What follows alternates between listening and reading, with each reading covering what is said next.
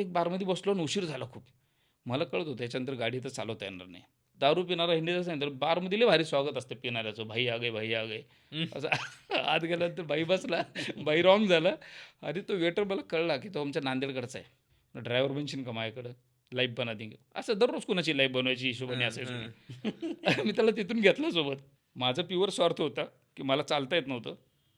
एवढं डोकं चालत होतं, की आपल्याला पोहोचावं लागेल आणि औरंगाबादला आलो तो बाहेर बसलेला.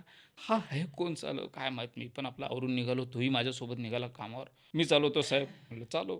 बऱ्यापैकी दुपारपर्यंत कळलं नाही. त्याला म्हटलं थांब कामावर जायच्या ऐवजी इकडे घे थोडंसं. हाणला एक अर्रर्र सगळी रिवाइंड झाली कॅसेट तिथपर्यंत. तो म्हणजे विचार करा मी अख्खा एक जिवंत माणूस एक ठिकाणाहून आणतोय, 7 दिवस सोबत ठेवतोय. हे असे काहीतरी विकृत चाळे दारूने सुरू झालेले होते.